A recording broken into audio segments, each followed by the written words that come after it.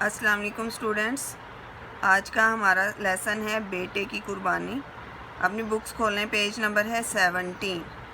یہ میں آپ کو پوائنٹ جو ہے وہ میں اس کی ریڈنگ کروں گی اور آپ نے مجھے بتانا ہے کہ یہ اس کا عنوان کیا ہے۔ آپ سمجھ جائیں گے اس میں کس واقعہ کی طرف اشارہ کیا گیا ہے۔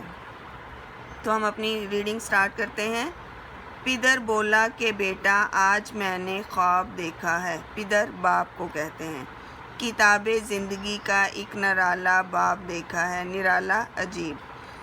یہ دیکھا ہے کہ میں خود آپ تجھ کو ذبح کرتا ہوں، خدا کے حکم سے تیرے لہو میں ہاتھ بھرتا ہوں۔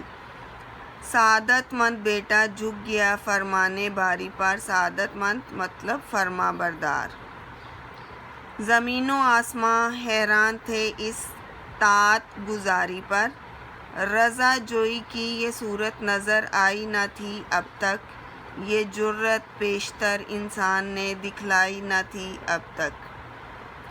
عجب بشاش تھے دونوں رضائے رب عزت پر، تأمل یا تذبذب کچھ نہ تھا دونوں کی صورت پر۔ تأمل شرمندگی، تذبذب پریشانی۔ کہا فرزند نے اے باپ، اسماعیل علیہ السلام صابر ہے۔ فرزند بیٹا خدا کے نام پر بندہ پائے تعمیل حاضر ہے۔ پائے تعمیل کام کرنے پر راضی، مگر آنکھوں پر اپنی آپ علیہ السلام پٹی باندھ لیجئے گا، میرے ہاتھوں میں اور پیروں میں رسی باندھ دیجئے گا۔ مبادا آپ علیہ السلام کو صورت پہ میری رحم آ جائے، مبادا میں تڑپ کر چھوٹ جاؤں ہاتھ تھرائے۔ مبادا یہ نہ ہوگے۔ پسر کی بات سن کر باپ نے تعریف فرمائی، یہ رسی اور پٹی باندھی ان کو پسند آئی۔ ہوئے اب ہر طرح تیار دونوں باپ اور بیٹا، چھری تھامی پدر نے اور پسر قدموں میں آ لیٹا۔ اگلا صفحہ کھولیں۔ پچھاڑا اور گھٹنا سینہ معصوم پر رکھا، چھری پتھر پہ رگڑی، ہاتھ کو حلقوم پر رکھا۔ حلقوم گلے کو کہتے ہیں، حلق۔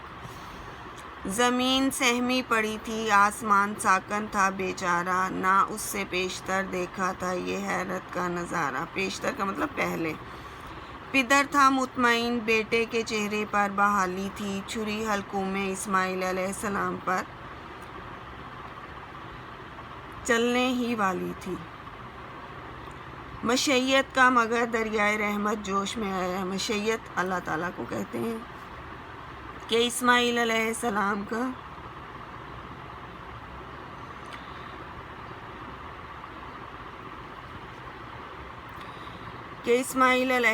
کا ایک رونگٹا کٹنے نہیں پایا۔ رونگٹا اس بال کو کہتے ہیں جو ہمارے پوری باڈی کے اوپر چھوٹے چھوٹے سے بال ہوتے ہیں نا، اس کو رونگٹا کہتے ہیں۔ ہوئے جبرائیل علیہ السلام نازل اور تھاما ہاتھ،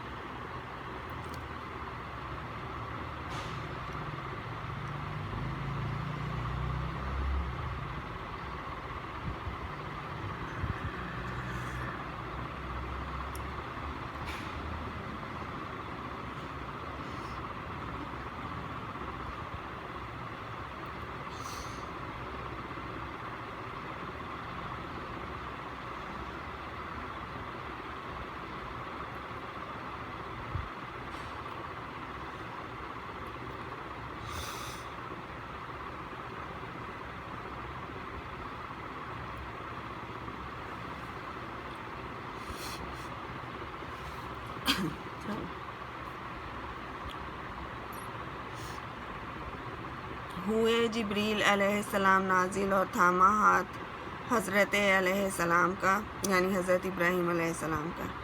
کہا بس امتحان مقصود تھا، احسار و جرأت کا مقصود، مقصد کی جمع۔ خطاب اس دن سے اسماعیل علیہ السلام نے پایا ذبیح اللہ، یعنی اللہ کے راستے میں ذبح ہونے والا۔ خدا نے آپ ان کے حق میں فرمایا ذبیح اللہ۔ یہ نظم جو ہے وہ حفیظ جلندری نے لکھی ہے۔ اور اس میں آپ کو واقعے کی سمجھ تو آئی گئی ہوگی کہ حضرت ابراہیم علیہ السلام کو جو اللہ تعالیٰ نے حضرت اسماعیل علیہ السلام کو ذبح کرنے کا، اپنے راستے میں قربان کرنے کا جو خواب دکھایا تھا، اس کو انہوں نے کس طرح سے سچ کر دکھایا۔ اور بیٹا بھی دیکھیں کہ جب حضرت ابراہیم علیہ السلام نے اپنے بیٹے کو فرمایا کہ اللہ تعالیٰ نے مجھ سے تیری قربانی مانگی ہے، میں خواب میں دیکھ رہا ہوں کہ میں تجھے ذبح کر رہا ہوں، تو حضرت اسماعیل علیہ السلام نے جواب دیا کہ آپ کو جو حکم دیا ہے آپ اس پر عمل درآمد کریں، یعنی کہ اس پر عمل کریں۔ اگر اللہ نے چاہا تو آپ مجھے صابروں میں سے پائیں گے، یعنی کہ میں اس بات پہ صبر کرنے والا ہوں جس کا اللہ تعالیٰ نے آپ کو حکم دیا ہے۔ تو پھر یہ ادا اللہ تعالیٰ کو حضرت ابراہیم علیہ السلام کی اور حضرت اسماعیل علیہ السلام کی قربانی کی یہ ادا اتنی پسند آئی کہ رہتی دنیا تک، یعنی کہ قیامت آنے تک مسلمان اس قربانی کو دہراتے رہیں گے۔ یہ سنت ابراہیمی جو اب اگلے مہینے انشاءاللہ تعالیٰ آنے والی ہے، کیونکہ ذی القعدہ کا مہینہ شروع ہو گیا، اگلا مہینہ ذی الحج کا ہے جس کی 10 تاریخ کو تمام مسلمان جو ہیں حضرت ابراہیم علیہ السلام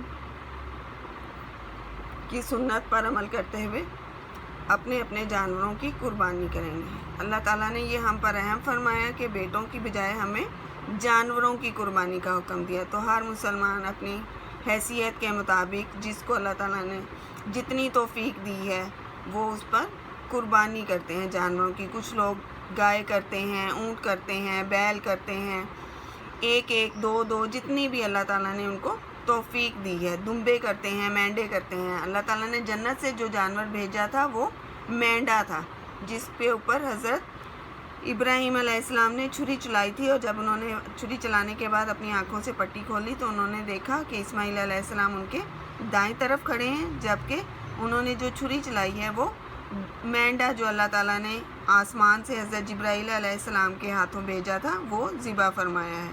تو یہ سنت ہے جس کو اللہ تعالیٰ نے بہت پسند فرمایا، اور یہ ہمارے نبی حضرت محمد صلی اللہ علیہ وآلہ وسلم کے دادا حضرت ابراہیم علیہ السلام کی سنت ہے، جس پر آج بھی تمام مسلمان کاربند ہیں۔ یہ آج کی ہماری نظم تھی، اس کا مرکزی خیال میں آپ لوگوں کو بھیج دوں گی، اس کو آپ نے بہت ہی نیٹ رائٹنگ میں اپنی اپنی کاپیز پہ لکھ لینا ہے۔ اللہ حافظ۔